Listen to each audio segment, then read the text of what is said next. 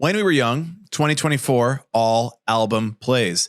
Some we know, some we don't. But the Emo Social Club is reviewing all 57 records being played at the festival this year. In this episode, we are talking about The Forecast in the Shadow of Two Gunmen, a record I did not recognize from this. No, I did not either. And had no idea about it.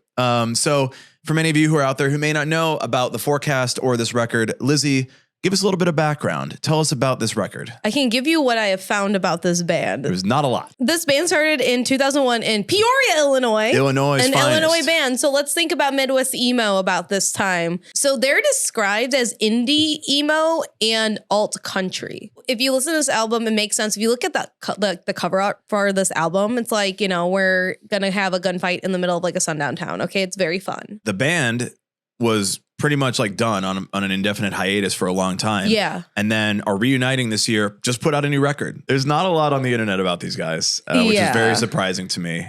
But I think it's just of the time. This album coming out in 2006. Yeah. I don't know why they didn't have a lot about them. This could be one. So this came out on Victory Records. Yeah, that could also be it. Well, let's go ahead and we'll tell you what we think about this record. But before we do, we are going through all 57 records at When We Were Young 2024. And if you want to know when we talk about your favorite one, you got to hit the subscribe button. Otherwise, how will you know? So go ahead and hit the button, leave a comment. The playlist is up with a bunch of the ones we've already done, and we got so many more to go, so many more coming. So you want to make sure that you're right there, ready to go, rip-roaring and ready to go. Make sure to hit that subscribe button. Let me tell you what I thought about The Forecast in the Shadow of Two Gunmen. I really liked this record. Okay, yeah, I actually really liked this record. I was like, oh my God, wait, this is great. Yeah. Holy shit. So I remember, because I went to school in downstate Illinois, and so I had friends that were from the Peoria area, and they knew The Forecast. And like, this is just a band that is from the area. Yeah. And I think that there is a very clear like city versus like rural area when it comes to like emo bands and alternative bands and that. So I definitely had heard of this band before, and not just because they were on Victory, which is a Chicago label. I don't remember really listening to them very much, but I just recognized the name. So going in, listening to this, like note one, I was like, wait, this is interesting. This is good. This is cool. I got major Thrice vibes from this. Okay. There's an emo sound to it, and there is like an alternative sound to it. And I know that it says like Western and country.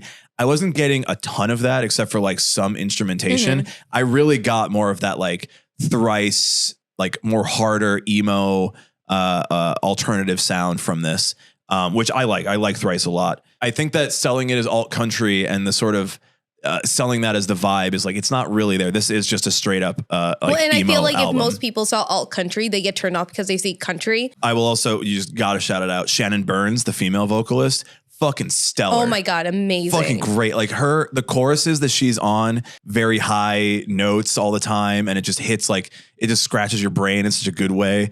There's a lot of like dual singing here where it's her and Dustin, the other guy. I'm like, this is as good as anything Taking Back Sunday has ever done. This is like dual singing at its finest. This is so good. I feel very glad that we are reviewing this record to be able to say, hey, go listen to this record. It's really good. Some standout tracks for me, the single And We All Return to Our Roots. That is great. Going in as that being the first song you hear from them is a really good summary of what this record's going to sound like. If you're into that, you're going to like the record. It's a lot of that. A Fist Fight for Our Fathers. Yes. A Ripper. Yes. Short 2-minute Ripper. A lot of the songs are a little bit longer on this. It's sort of that like Thrice way where it's more like extended parts and there's a lot more to it. But that one being just a shorter ripper of a song is great. Really fun. I was really impressed by it. I also like the title. And It's a Long Drive was my other one. Yeah, just again, the sound that this band put out on this record is just like, I loved every second of it. I did not have a least favorite track. The closer is Welcome Home. Yeah. It's like a bit of a song, but it's mostly like kind of like spoken word over an instrumental at the end. I'm not really considering that like a song. I'm considering that's how like the album closer. Yeah. So I'm not like, I'm not going to put that on to listen to, but certainly in the context of the album, I understood it. And it's obviously, it's not a bad song. A hidden gem that I didn't know that I needed. And a band that like a lot of people probably looked at the lineup and said, I don't even know who that is. They're reuniting. I can't find anything else about them. This is crazy. And I want to make sure that I'm recommending it as much as possible. Listen to this record. It's really good. Yeah. I looked at it. I was like, who is this? I don't know who this this band is. I've never heard of them in my life. And I listened to it. I'm like, oh my God, like this is really good. Yeah. I think we've had similar standouts here. So This Way for Our Fathers. I love it. It is a ripper. One Day You May Carry Me Home. I did really like that one too. And the opener, Everything You Want to Be. And like we've kind of said, if you know like a track, like an opening track is gonna set up the rest of an album potentially, you want it to like bang, and this bangs. Yeah.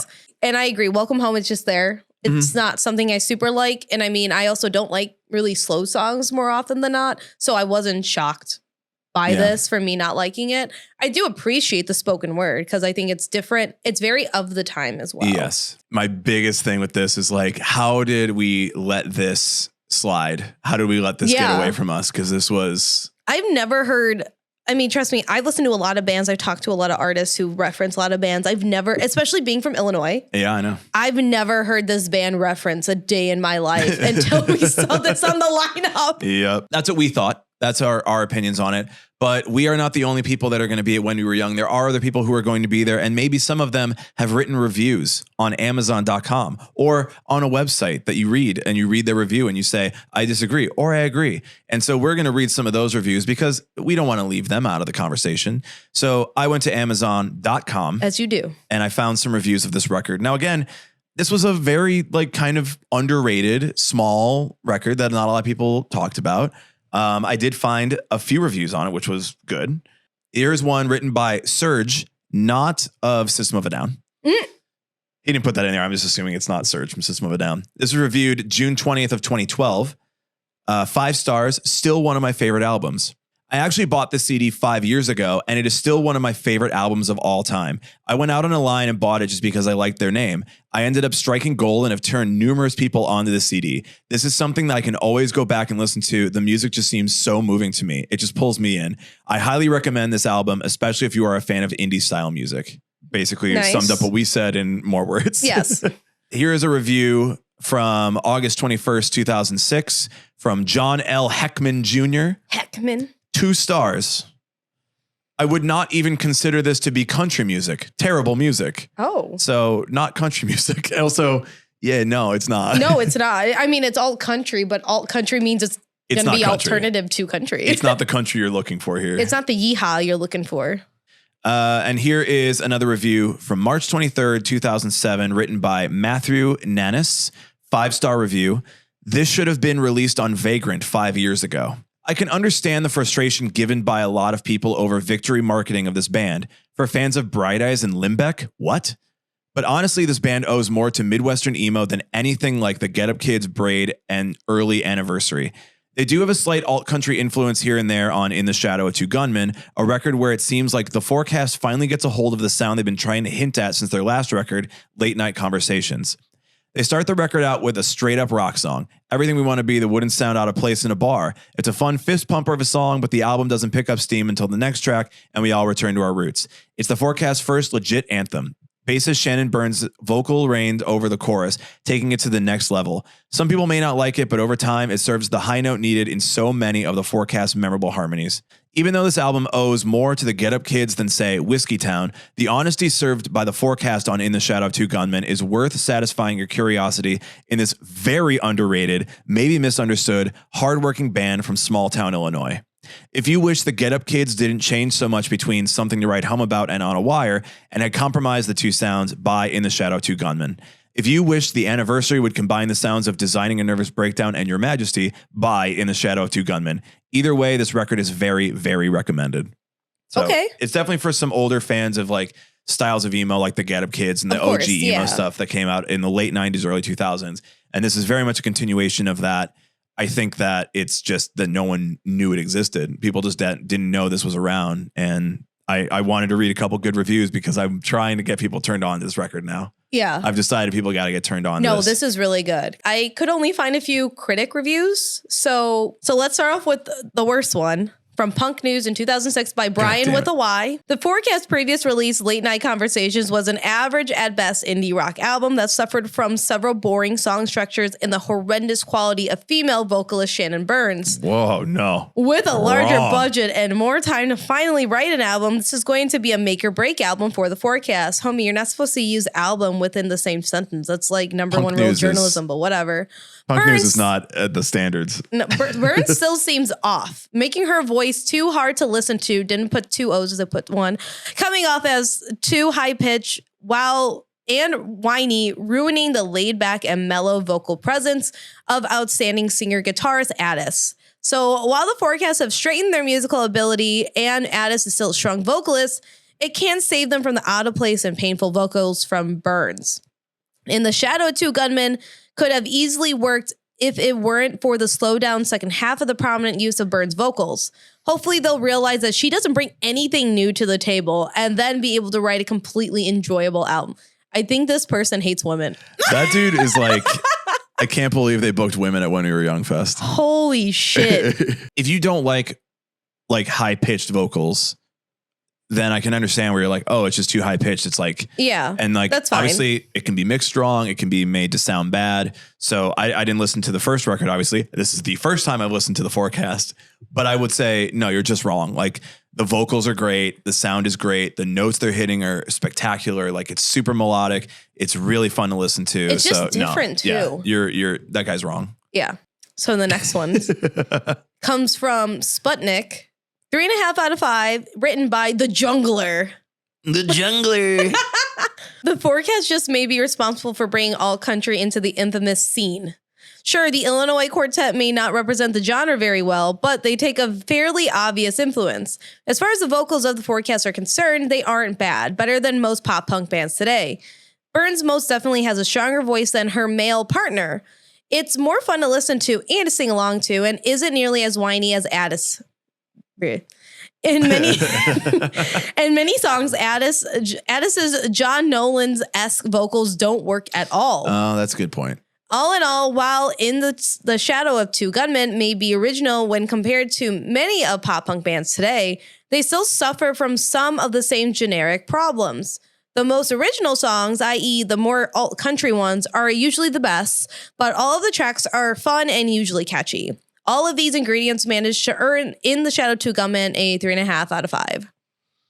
I feel like a lot of these really go after Addis hard. It's weird how they're very caught up on the vocals. I do think that it's a nice balance.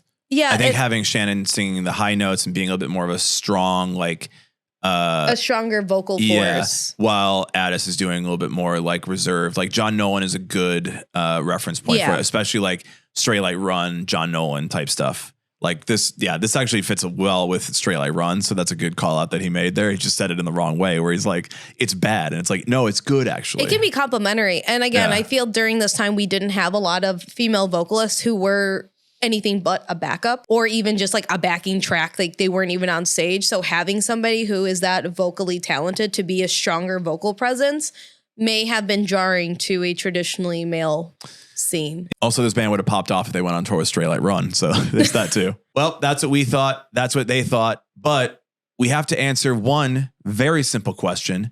Should you see the Forecast in the Shadow of Two Gunmen in full at When We Were Young 2024?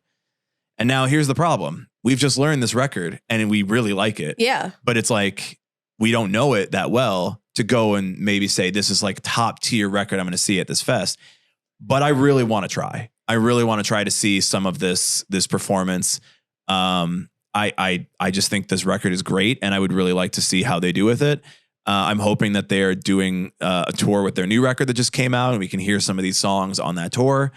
Maybe even before When We Were Young. So I'm definitely going to try. It just is going to depend on scheduling and all that. But I'm going to put this like at the top of the list of like, I'd rather see this over some of the like way bigger bands. I agree because I don't know this album super, super well. I'm not super fan for it, but I would really like to make an earnest effort. I feel like because this is a band that is arguably smaller because not a lot of people know about them, that they're going to either be placed really early in the day or they're going to have that weird slot that rivals against like My Chemical Romance. Yes. which please don't do that. Please don't do that. Don't do that. The forecast doesn't deserve that. No, they don't. This band, put the band in the morning, like right when doors open, and then we can get there before doors open and get in, okay? Were we right? Were we wrong? Have you checked this out yet? You really should. Have we convinced you to? Are you a secret forecast fan? Yeah, I hope we have convinced you to check this record out. We will be doing our best to see it at When We Were Young. And if you liked it, let us know in the comments. If you didn't like it, you're wrong. Let us know in the comments as well. Subscribe for all of the album reviews that we are going to be doing. Until then, the forecast in the Shadow of Two Gunmen, When We Were Young, 2024. We'll see you there.